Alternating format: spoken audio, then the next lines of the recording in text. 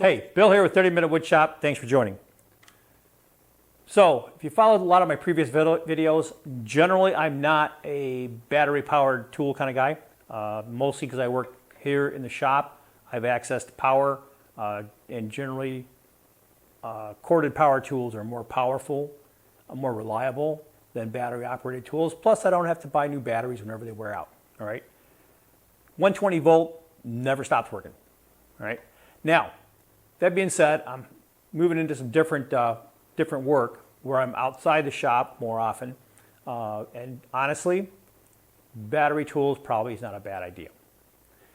What I want to do today, though, is I'm swapping over from my Porter cable stuff that I have, which I don't have that much, but I do have some Porter cable tools in battery. Now, I'm never getting rid of my Porter cable corded tools. All right, just to be clear, those things are amazing. Bought them in the 90s. They're going to go strong for another 10 or 20 years, probably 20 years. But however, I'm changing over from my Porter cable to a new M18 fuel Milwaukee. All right, so the Milwaukee M18 fuel. So what I'm going to do here is do a quick side-by-side to show you some of the features. So why don't you come on in here and I'll point these out. So from a gross feature standpoint, they all do the same thing. Both do the same thing. They cut lumber.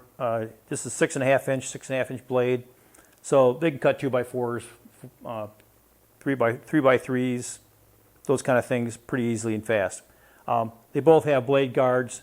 They both have the capability for beveling, so you can change your bevel angle. They both have capability for setting your depth. So depth right here. All right, super easy to do. They both have safety interlocks for their triggers. All right, and you can see the Milwaukee has it here. They both have the capability to lock the blade when you're changing it. And this one, I don't know if you can see it down in here. So they both have shoes, metal shoes, which is really good. And so that's really about it. I mean, they all have that kind of thing, you know. Now you start looking at the details. All right, the details. This is only like $60. This much more expensive. I can throw 3 or 4 of these away, and for the price of one of these. Okay, and this is where it shows. Details. Now they both have rubber handguards, right? Rubber handholds. They both have a way to loosen and move your bevel. Actually, I kind of like this one, to be honest with you. They both have capability to set the depth. Okay. Now, a couple things about both of those. Set the depth here. Now you hear that? This is detented and marked. So this one is not detented or marked. So when I set this, I just have to actually figure out where it is and set it. So when I flip that around, there's no detents or anything, no markings. Nothing wrong with that, by the way. That's just the way it is. I kind of like the detents; are kind of cool. In my beveling, same thing. The beveling, this one has detents at 22.5 and 45. It goes to 50. This one has no detents, and it does go to 50. Now, because they use sheet metal here, they don't have as much control over the foot.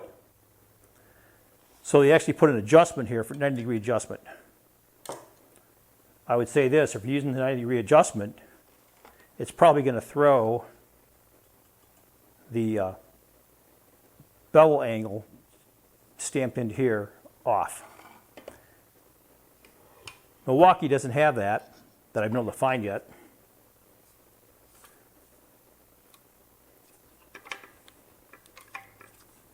Let me just check this here before I stick my foot in my mouth.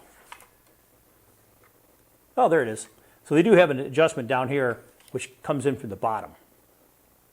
Okay, little Gibbs screw here. Run that up, and you can set the 90 degree to an exact 90. One of the things this does have, though, however, is a stamped etched angle of degree for your bevels, which is far better than the stamped in, painted over unit we have here. Now I'll say this, that's a nice to have. The detents are a nice to have. As I move this to set depth, same thing, I got detents here from all my standard cuts, my normal cuts. Okay, not a problem. You don't really need that, but it's a nice little feature. So they're one up on these two features. Okay, doesn't mean you really super need those things. A couple other features that the difference here. This has a rafter hanger, so if you're working up in the rafters, flip this out. You can drop it right on. How many times are you going to need that as a homeowner? Probably not. But as a contractor, you're probably going to need it. This doesn't have that. The Milwaukee also has this belt hook loop.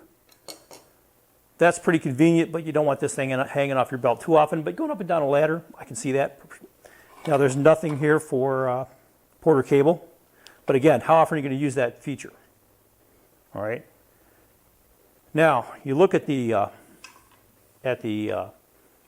housings, right? So the housing here is all plastic. I'm not banging on plastic because it's got its place, but it's all plastic. The housing here, it's plastic over the motor, and the gearing here, and the safety covers are all metal. Matter of fact, there are some magnesium alloys, my guess, and the same with the foot. So magnesium alloys here. So overall, I mean, these have the same features. They do the same things. Milwaukee does it better. And I will say this. If you're a homeowner, like I said, I can throw 3 or 4 of these away for the price of a Milwaukee. If you're a homeowner, absolutely, this is a better value at the price point. Far better value because you're not using this every day. You're not using this in the field. So overall, Porter cable's good material, good tools. Good price point for a homeowner. If you want something better, all right, absolutely Milwaukee. Like I said, I'm changing over to Milwaukee for other reasons because I'm doing more in the field, going out to on-site work, and not doing as much here in the shop. So, hope you got something out of this. If you did, do me a favor, hit like and subscribe. And until next time, folks, good making.